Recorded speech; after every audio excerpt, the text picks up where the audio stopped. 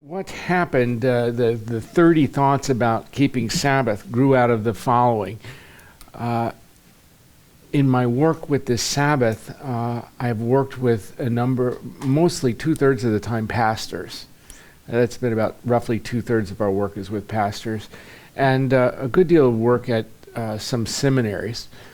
And at Asbury Seminary, which is physically the closest to me. I think it's about 15, 20 miles away. I live in Lexington, and it's in Wilmore. This subject was taken up, and everyone on campus read 24/6, and students and faculty, and so there were about 1,000 copies I think they read. And then they did a series of chapels. They did 5, I think, chapels, and they went at that from the expertise of the faculty. So there were some faculty members that were very academically oriented, and there were faculty members that were praxis oriented, that type of thing.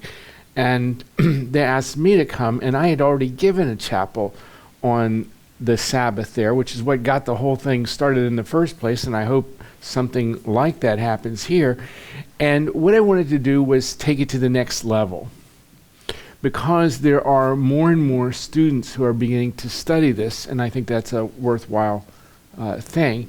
And because it's new, I wanted to just give some reflections on some areas that I have been thinking about this. I've practiced Sabbath for 12 years, but I've studied it for 3-4 years, really. And the first is, I'm going to ask a question here. I've asked this again and again and again, and I have yet to get an answer from anybody in academia. And that is yesterday, who was in the chapel yesterday? Almost all of you.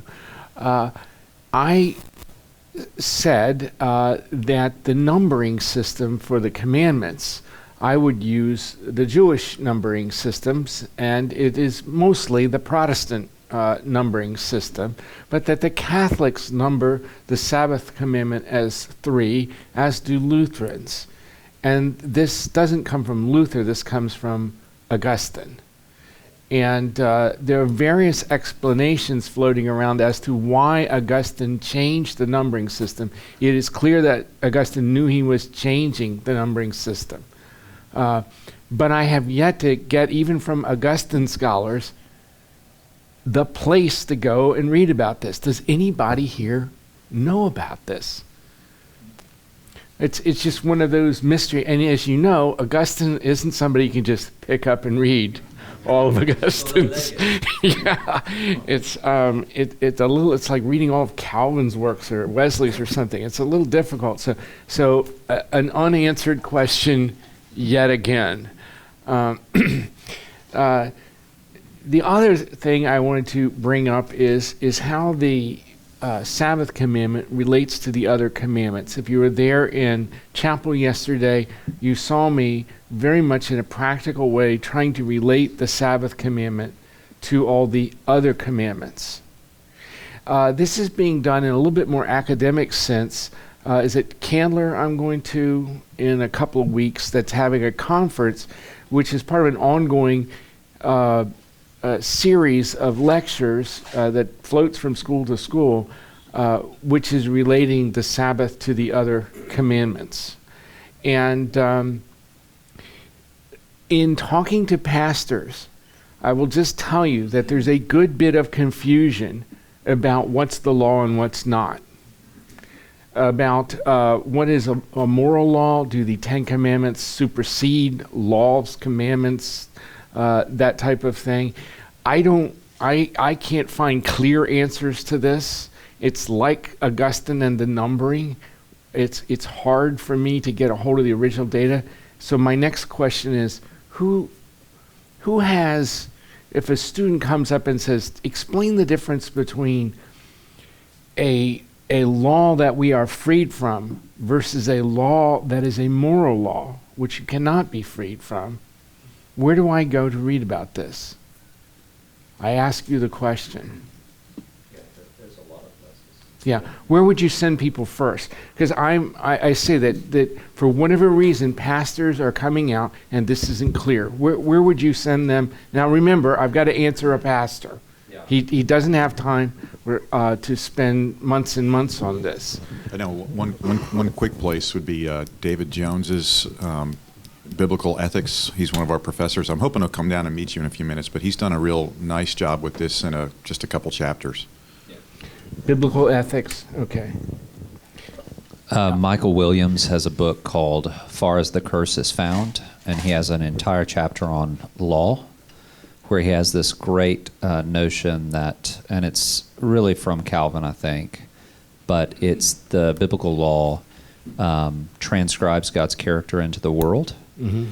And so the moral, civil, and ceremonial divide, it actually falls away.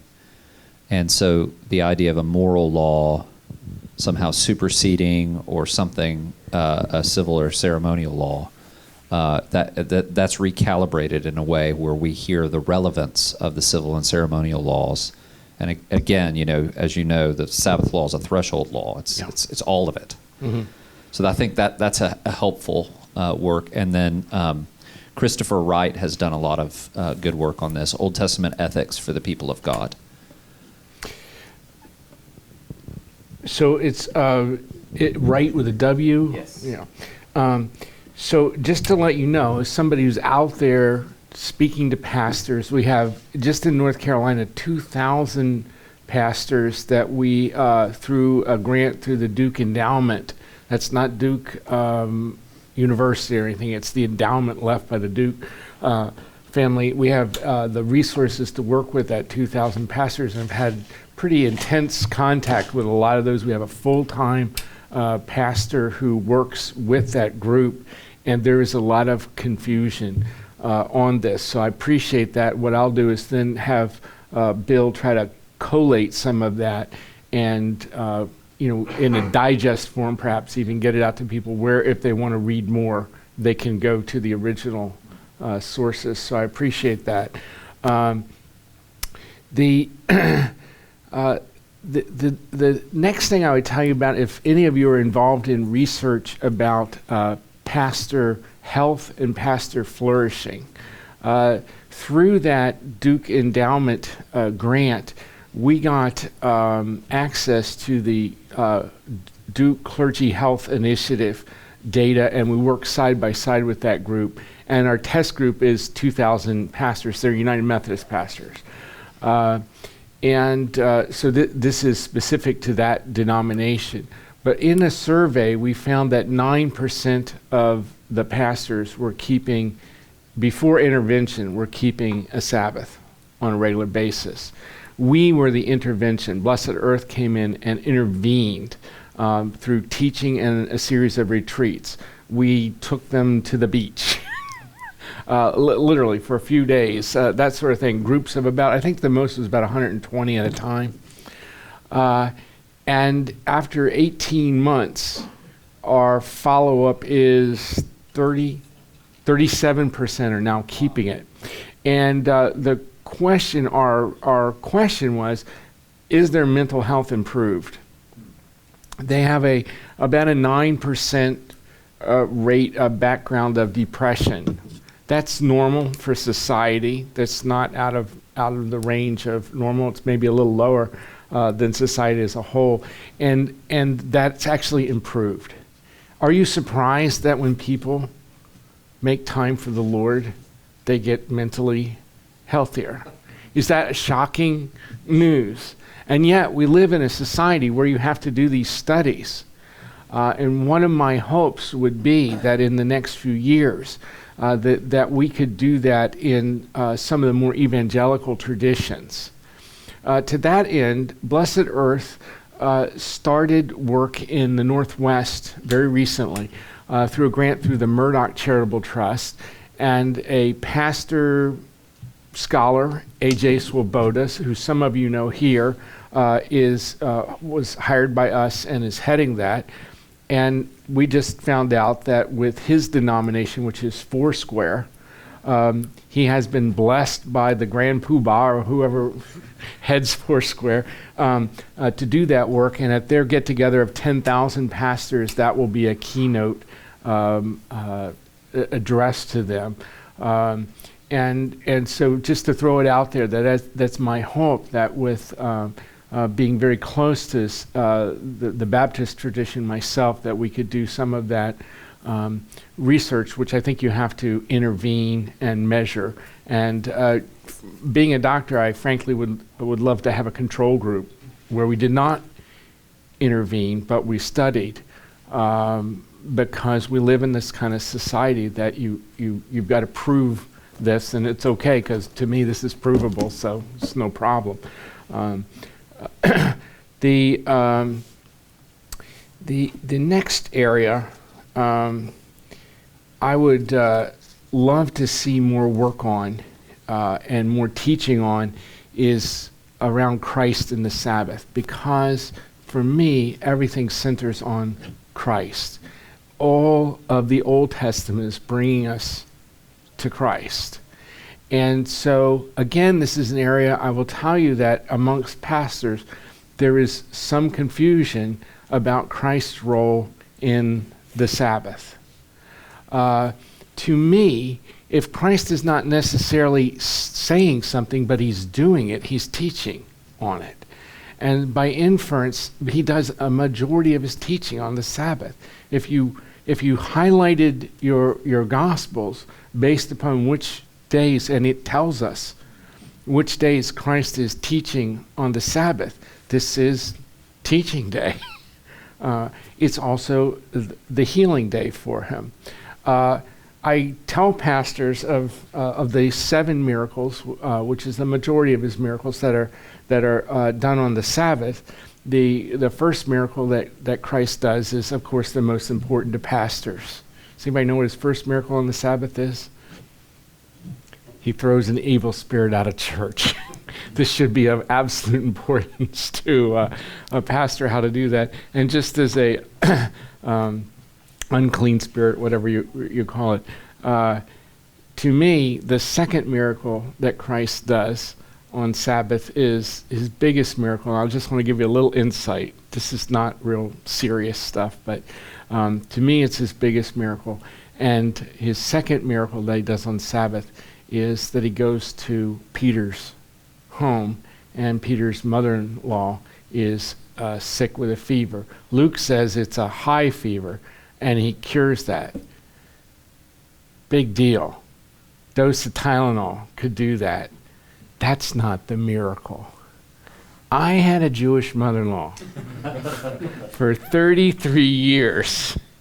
If you can get her to get up and serve dinner because you brought the guy who made you quit your job, that's a major miracle. I think it has to be taken into context, and I understand the context of it.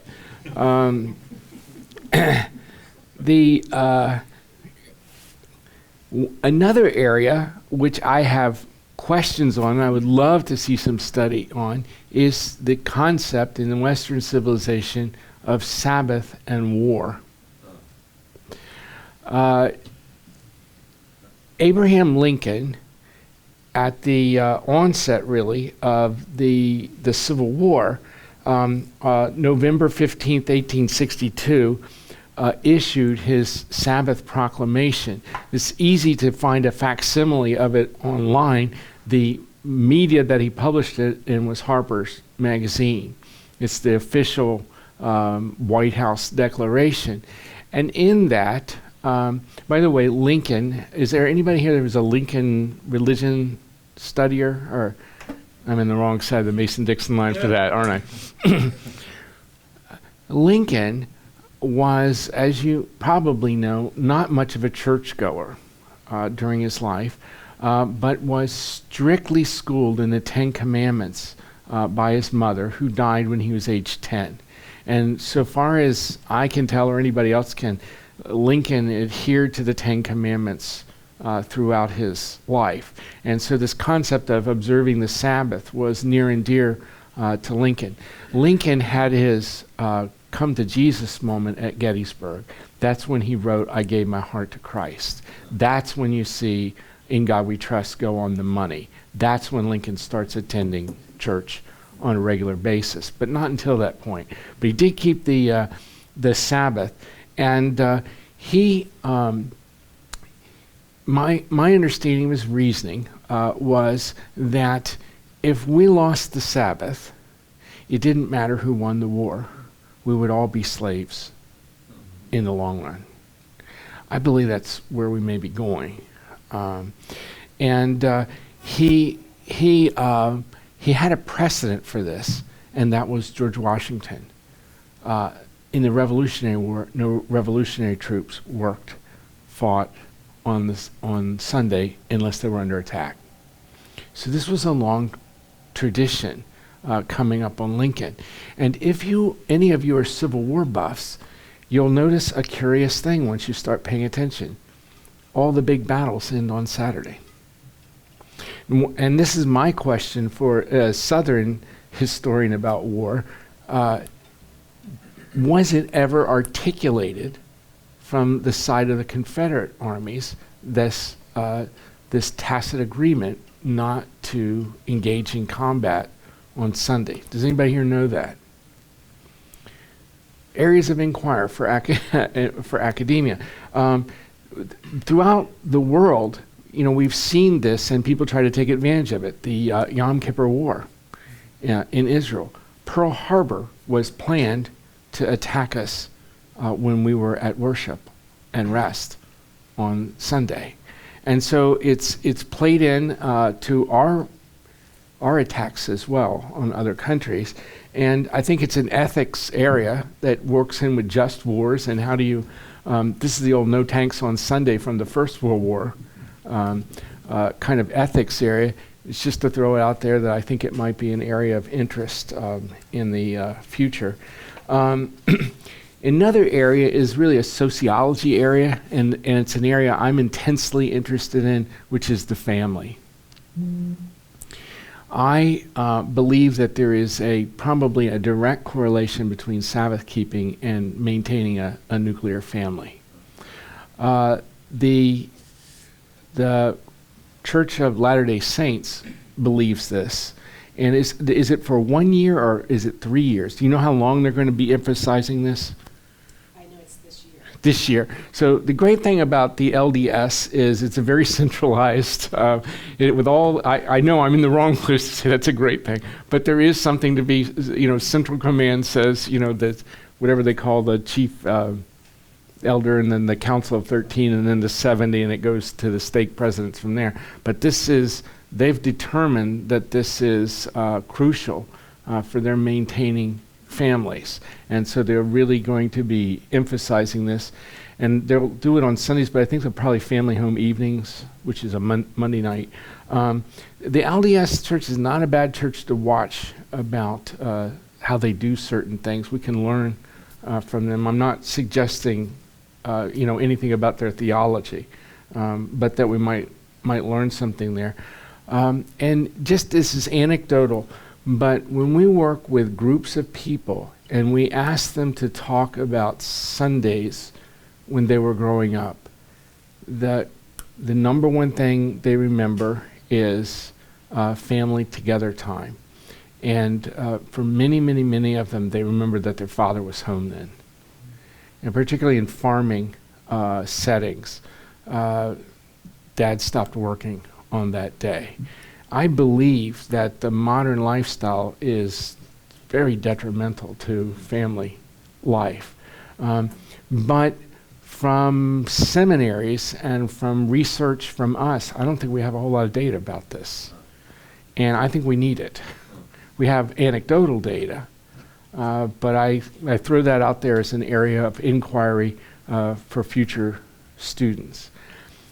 I probably am out of my 15 minutes of talking at you, and we'll go to the talking at me. If I don't get some great questions out of this group, I'm going to blast it all over the internet. Ask your questions. Well, thank you very much for coming to speak with us, and we really do want to talk through some of these issues that you've raised. If I can go ahead and open the first question, and I just think I'm so interested to know what got you on to this topic. Was it your medical profession? What was it? Sabbath. On Sabbath. Yeah. I would like to tell you that it was some brilliance on my own part, but in retrospect, I will have to tell you it was the Lord. And what happened was that I had taken over at a small hospital and as a director of the emergency department. And because at other places I'd worked, directors would always schedule themselves for all the best days off and all the best days to work, I decided that to kind of build camaraderie amongst the team, that I would turn over the scheduling to somebody else. And so I turned it over, and this person promptly scheduled me to work every single Sunday because they wanted to go to church. And that was fine, I suppose. But I realized, gee, I should take every Saturday and not work. We work 24-hour shifts in the CR. I don't know if you've been up for 24 hours when your kid was sick or something, but imagine doing it over and over and over and over again. And I was getting a little older. You know, when you're in your 20s and 30s, you can go forever. And I started taking Saturday as a day I would not shop and would not work. And what happened was I started studying, and I started reading and filling in areas of my life that I felt I'd missed in my education. I went through undergraduate school really fast. I did undergraduate school in 2.5 years. And so I wanted to fill in some of those areas. But then I began to realize this was a Sabbath I was taking. And I'm not assigning it a day. I'm just saying it was a day in which I didn't work. I was not a believer at this time. But during that time, I read a Bible for the first time. And to me, in retrospect, it was the Lord teaching me and giving me a place for this. If you did a survey of people on what day did you get saved, you would see more on a Sunday than other days. It is a day to do the Lord's business. And I believe the Lord was doing work with me on that day. So I would like to tell you it was planned, but once I had it, I realized, aha. Now, the Sabbath commandment, more than any other, is explicitly extended to non-believers. And I believe that's God's plan. Other questions? I've got two quick ones, Matthew. One is just kind of a setup for this audience, and that's connecting the two books that you currently have out. The first one, Serve God, Save the Planet, is primarily environmental ethics, creation care related, and then you move into the Sabbath at 24/6. For a lot of people, it's not intuitive, the connection between Sabbath keeping and creation care. So I wonder if you could speak to that first, and then I've got a different category of question I can ask you. Great question, and thanks for the softball lob there. I appreciate it. The connection is that the ethics that we derive, particularly from the Old Testament, about showing restraint in our environmental ethics, come from sabbatical laws. They fall out under the sabbatical law heading. And I think the importance of that is that through restraint, there's actually more flourishing. And we can maybe sometimes get that easier at the level of the land than at the land of our hearts. And so I realized in the environmental world that whether or not you believe in global warming, whether or not you change your light bulbs to LEDs or whatever, that has an effect, but it has no spiritual growth effect, if you will. And that the one thing that the church had to offer that nobody else had to offer was the Sabbath. That concept of restraint, which God shows, and rest. To me, it's very interesting. You know, the book of Genesis is, who's the Old Testament scholars in the room? I mean, like how long can you study Genesis? Forever. It's just, there's layer and layer and layer and layer. And so if something's not in Genesis, it's a big deal. And the only time that the word holy, kadosh, is used is in connection with the Sabbath. Even when you go to Exodus, that's what it's used in conjunction with. And so to me, the care of the land is all derived by that greater ethic, which is care of the universe, really, which God does in Sabbath. My understanding of Sabbath has come to be that it's literally like gravity. It is written into creation and cannot be subtracted. Now, if you ignore gravity, what happens to you? Bad things. If you ignore the Sabbath, what happens to you? Bad things. So I think that's the connection for me. Okay, so that dovetails a little bit with the second question. So I'm thinking back to 30 years ago when I was in seminary, Denver Seminary, studying with Craig Blomberg in New Testament, and he made the argument based on the book of Hebrews that Christ fulfilled completely the fourth commandment, and therefore the Christian is not required to keep the commandment.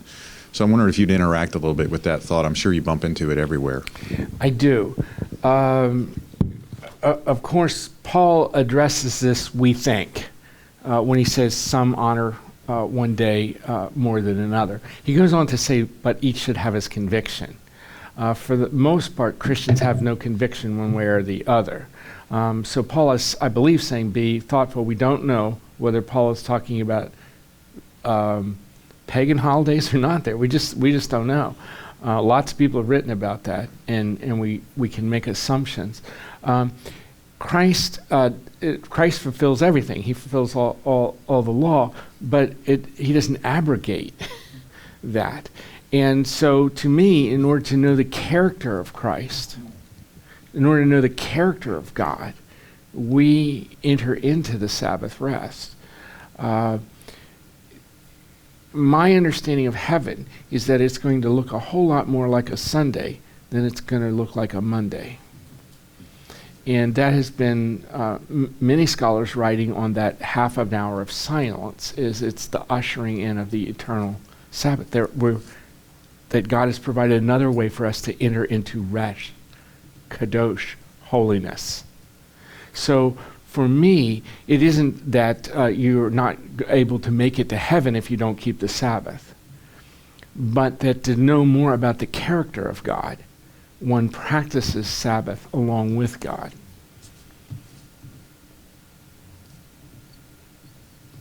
And then it's a blessing. And I just have to tell you, from keeping the Sabbath for 12 years, it is my favorite thing in the world. And I have to tell you, and people really kept the Sabbath right about this, around what time in the afternoon do we get depressed? Around dinner time. Dinner time on Sunday, or whatever day we observe it, I'm starting to get depressed because I know I got to leave heaven. And that's not fun, but it's always out there in front of me. And I know when I'm going to walk back in. And so it's and you know, as Paul says, we are freed from the law, and I can do anything, but not everything is good or for us. And we know that Sabbath is good for us. And I think that one of my goals is to have people prove it, per se, to do the work around health studies, flourishing of pastors. You know, your average pastor is going to be in business how long? 5 years. Something like that. If you can prove that the average one that keeps Sabbath is in business for 10, people will take notice. They'll pay attention. Good, other questions? Another issue I'm sure you hear all the time, you keep referring to Sabbath, which is the seventh day, not the same thing as the first day. And so is it 1 in 7 that you're advocating, or keeping a Sabbath? Because again, another question, can we justly transfer the command, which is regarding the seventh day, can we justly transfer that to the first day? Well, that's a great question. It comes up less often than I thought that it would. I've even been to Andrews in Michigan and done a whole school, talk on this. And for those of you who don't know, that's a Seventh-day Adventist institution. And to them, of course, it means what they believe to be the seventh day of the week. Benji, when you do that, when you talk about time and the Sabbath, there is a real question as to whether or not the days have marched out throughout time. We've changed calendars. Those of you who know about shifting fasting days in the more liberal traditions of Judaism 2,000 years ago, so people didn't have to fast a couple days in a row, know that they played with the calendar, but it's unclear whether or not the day marches through. It was transferred by the early church. The Lord's Day shows up explicitly in Revelation 1:10. There are 4 other pieces of scripture that people cite that shows that there is a congregation of the saints on Sunday, the first day of the week, and so that it isn't me. Mostly the church said we were going to transfer the intent of this to another day. We have had people in space for 15 continuous years.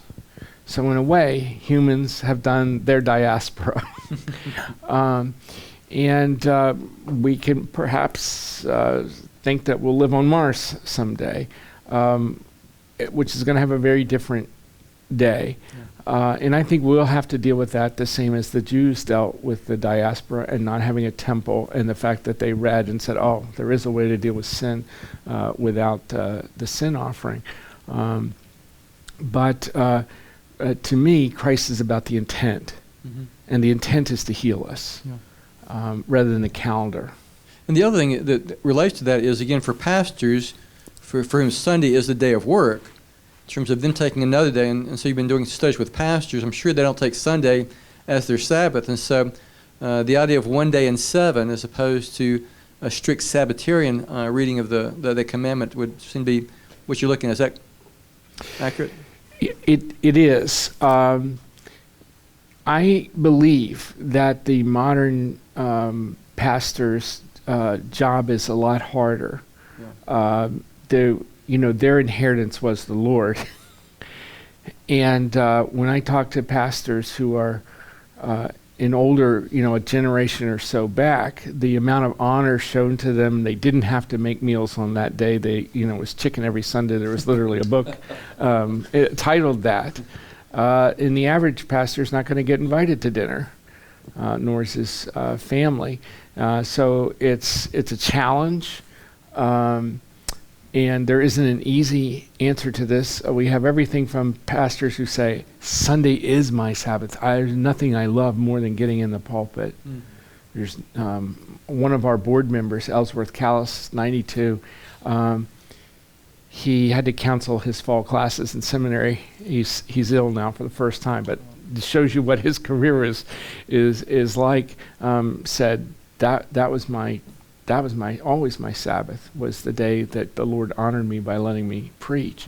And yet we know some people don't have that same attitude. What we don't prescribe, we ask people to check in with their accountability groups, check in with Scripture, check in with the Lord, see where the Lord leads you on this. I don't think there's a one-size-fits-all on this.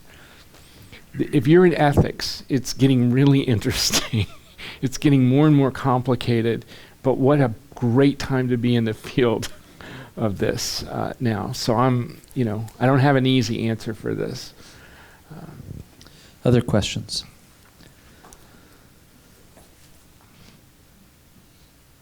No? Well, I don't want to elaborate too much, but have you done any studies on the eighth day? The eighth day being the new day, the new creation, represented by resurrection, and of course foreshadowing the new heaven and the new earth. And how would the eighth day relate to the Sabbath? Well, it is my understanding that the transference to Sunday is the eighth day. That the modern church, which we are part of, recognizes this is the beginning of the new creation, the new heavens and the earth. I'm not a scholar on that, but that's my understanding. There's less written about this in modern times than you can think. There's a great book that I can't wait to read, probably around Christmas time, which is 350 years old, which is the definitive book about Sabbath practices in the United States, written by a Puritan, and Practical Guide to Sabbath Practices, and I can't wait to get to it. But there's less. It was just a given. It was a given in church that you don't swear. It was a given. It's like a given in the emergency or in the OR that you don't spit on the OR floor. You cannot find that written anywhere. Don't spit on the OR floor is not written anywhere. Sometimes when things are just part of the fabric of life, anybody here who's an Egyptian historian knows that the Egyptians wrote down everything. They were the most crazy bureaucrats that have ever lived, and yet there isn't one single writing of how to embalm a body, because they did it all the time. It doesn't mean it wasn't important. It's of absolute importance to the Egyptians to embalm a body. And it's kind of the same with Sabbath. If you look in hymnals, and you go to the back to kind of the concordance in a lot of hymnals, and they'll have like Easter or forgiveness or something like that. There's nothing under Sabbath or Sunday, because that's what the whole book is. That's what we, so that not exactly the answer you're looking for, but some thoughts on it. Yes, my wife has a question. Nancy. Whoa, listen up, guys. This is what got me ahead in the world. Paying attention to these questions. Are you sure you want to do that? No, to me, yeah, go ahead. Matthew, is there some place that they can find all 30 of these ways? Maybe at seedbed.org? You want to share about that? Yes, seedbed.org is a publishing place down in Nashville, and they have the 30 of these on there. Or you can go from our sabbathliving.org to that. And take one of these films. You don't have to leave anything, just take it. I really, by the way, just appreciate the spirit of this place and being asked to come and talk and be able to ask you questions. I know that's not fair, but we're all in this together, and we have a real problem right now. I was struck. I was here in North Carolina with Nancy, and we had been asked to come to the inauguration of Virgil Lattimore, who's the president, new President Hood, which is at AME Zion Seminary. So it was an honor to be there. And the man who's the head of the American Theologic Society, and I'm sorry I don't remember his name, gave a talk. And I thought, oh boy, what's this? And he said, he started out by saying, there's never, ever been a better time to be in seminary. You can have all of the Dead Sea Scrolls in front of you. You can pop anything that Augustine, wrote just like that. I found every one of Spurgeon's, sermons from the temple online. Nobody's ever had this much access to information. There's never been a set of scholars more trained, more rigorous in their academics than right now. The problem is nobody has any time. Time is the enemy now to the Lord, to us having access to the Lord. And I think it is, whether you get it or not, is the biggest challenge to this institution and the church. and that one of the greatest things that you could teach your students is how to manage time God's way. So I'll leave you with that thought. Can I ask a follow-up question? Sure. Something that you had said is very interesting, and it struck me. And so when I think about the Sabbath, I usually think about the day. You'd mentioned it as kind of the doorway that opened you up to the other table of law, the social laws, generally speaking, 5 through 10. Mm-hmm. And so one of the ways that I've been thinking about Sabbath myself has been Sabbath is it's a threshold law that enables you the space to re-engage in the world the rest of the week. So it gives you the space and the time to worship in a very intentional way, but then to re-engage in the world. And so that's kind of how I've been thinking about the Sabbath. So it's not an escape from from reality or from the world, but a way to re-engage productively. Do you see it that way, or how? Unfortunately, I don't have my phone with me, but I think of it. I can't help but think of that green, battery thing on my phone. Right. It just goes down and down like this, and when you go out and you've got the thin red line. You've got one call to make or whatever. I've even thrown it over to the airline bar, so I don't get anything. That's me if I haven't recharged and the power source is God. And when you've got that full, hey, you have a longer conversation, you're more engaged with the world. You've got all the time in the world, and so that's that's a bad analogy, I'm sure, but. So, and could I just ask? Yeah, it a isn't follow-up an on escape. That? Right. It right. It is a filling of the well. Okay. So then, in New Heavens, New Earth, I see that the Sabbath. The way I see that is the Sabbath and the rest of the days of the week collapse into one, so that work becomes rest. In a strange way. Yeah, I don't think that there's a lot of push by a number of groups to have seminaries talk about work. I won't go any further. There is so little theology around that. It ain't funny. Our theology is around rest. That's our strong suit. But having said that, I love the work that I do for the Lord. I never want it to end. And I loved the work that I did in healing as a doctor. I love the work I do when I'm a carpenter and everything. A lot of it's the attitude. I've thought about this a lot. There's parts of your body, if I were to ask you to go like this, just keep going like that, okay? After about 10 minutes, it would get to be really obnoxious. This is called a voluntary muscle that makes this go. My heart is doing that. And I don't think about it. And I think it's involuntary. It's called the involuntary muscles. And I have a feeling that that's what work becomes like. Without thinking. Just a joyous kind of, I think my heart is the happiest thing, just beating away. It's doing what it was made to do. And I kind of think that's what it was for Adam and Eve before the fall. They didn't have to think. It was like the heart going. It was just a part of them. So, sorry, that's good. A doctor thing. No, it's very good, and it's very helpful. Any other final questions? Yes, Andrew. Just curious, this is kind of a specific question, but I'm doing some research in the area of biblical theology of contentment.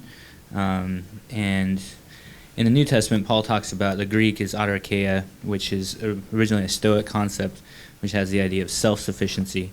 But a lot of scholars, Gordon Fee in particular, has said this is more God's sufficiency, as Paul is using. As you think about that general idea, I think there could be some real parallels to keeping the Sabbath as sort of a practical way of pursuing contentment, and any other connections that you see there. There is. I was going to. It's no sense in even flipping open to Philippians here and talking to Paul about that. This is a practice that we have gotten involved in. Any of you know ER doctors or nurses? they got some stories to tell, don't they?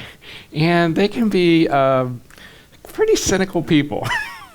In the ER, you've seen it all. And there's a kind of cynicism that takes hold of you that's a survival technique, really. And so I have to say that there's a part of me that was really cynical. Now, go out and work with the church day in and day out. Similar. And so my natural tendency is to, as a defense mechanism, to become kind of cynical about things.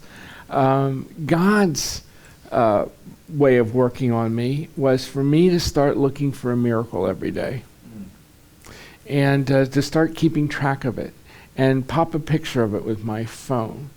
Have you ever wondered how it was that people saw Jesus do the things that he did, and they went back to try out the new lawnmower, or those kinds of things that he said? By the way, that teaching is done at Sabbath, and the invitation to the feast is also the Sabbath that he's talking about. And so all those things, separated, and so I really ask for God to give me the eyes to see miracles. And they just happen now. And Nancy is involved in the same thing. And it begins to soften your heart and to realize that you're just in this world of miracles. And whatever comes down the road is going to be great. Short story and last one. An example. This is an answer to a prayer and a miracle. I'm in Atlanta. I've been working all day, and I go to the airport, and my credit card isn't working in the kiosk. You've had that happen, right? So there's a long line to see the human being to try to get a ticket. So I go and I step in the line, and this guy steps right in front of me, with his frou-frou hair and his cell phone he's talking on, and just oblivious to me and everybody else. And if I'd had a 2x4, I would have hit him upside the head. And so I said, "Oh, God, help me think something decent about this guy, because I want to hit him in the head with a 2x4. Help me out here." And so I'm sitting there, and like no good thought is coming into my mind. And this little guy says, "Sir, have you tried the machine over here?" And I'm like, "I've already tried it. It doesn't work." He said, "Let me try it for you." So this guy goes and he puts it in, and it works for him. And he says, "Now you're going to Lexington. That flight's like an hour and a half from now. There's another one that we could maybe get you on in a couple of minutes. You game?" Yeah, I haven't checked the bag. So he gets me and he says, and something like, "Well, let's put you in first class." And how he's doing this over at the kiosk, I don't know. And then so off I go. He said, "Hurry, and I turn around and I look. Did you ever see the movie Oh God? Yeah. It's the guy. and he's like this, Coincidence or a miracle? A miracle. I view it as a miracle. You start looking for those things, and again and again and again. Nancy and I were like driving. We were driving out of this town in western North Carolina. We're going home, and I said, "Nancy, the provisioning of God is just so magnificent and everything. It's just incredible what God does." We come up on the toll booth, and Nancy's scrambling to get money, and the lady said, "The person in front of you paid it for you. Yeah. Go on through." The more you look for those kind of things, they were probably happening around me all the time. I was just too busy to see. That's incredible contentment if you just think the Lord's in front of you, behind you, above you, everywhere. So. As we close, can you give us some folks? Obviously, your own work is we can learn more about the kinds of things that you're speaking about. But I'm also reminded of some of Peterson's work, but Marva Dawn maybe, and some folks like that. Who are some other folks that we could learn from? I think starting with Heschel's work is the solid place. Rabbi Abraham Heschel, Sabbath. I think isn't that just the title? Sabbath. Is it Lenny Luchetti has one out? Luchetti. Yeah, he's a Wesleyan pastor that has apparently done a really good book on that. Mark Buchanan, The Rest of God. The Rest of God, yeah. Wayne Mueller. Okay. Yeah. There's another one, the Sabbath World, maybe? I think I have I think There's might be useful. there's lots of these coming out, which I think is the Holy Spirit at work. Which reminds me, I wanted to close with one Bible verse, which I thought would be, I opened with an appropriate joke, right? And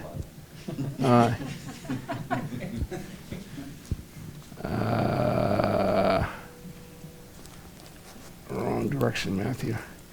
I always wanted one of those thumb marked Bibles. There's a 4 Views book of the Sabbath, too. Yeah, I think there is. Anybody have another one here while he stalls them? And okay.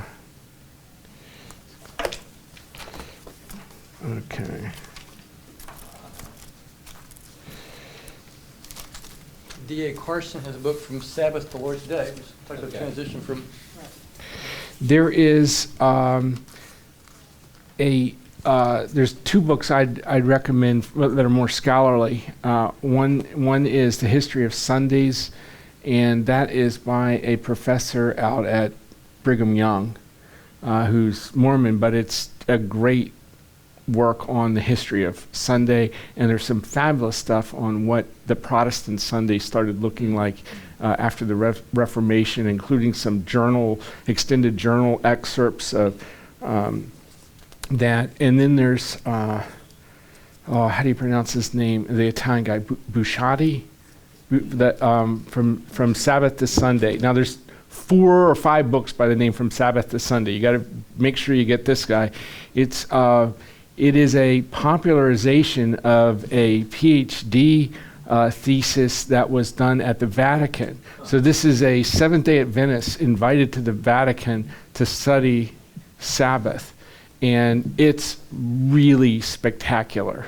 But it's not a popular book, but it's meaty and worth going through. And there's lots of tracing the history of how things got to be where they are. So I'll leave you with one line, which is the closing of Ecclesiastes, which is good for us in this room. And yes, I'm taking this to heart too. The words of the wise are like goads, and like a nail firmly fixed are the collected sayings. They are given by one shepherd. My son, beware of anything beyond these. Of making many books there is no end, and of much study is weariness of the flesh.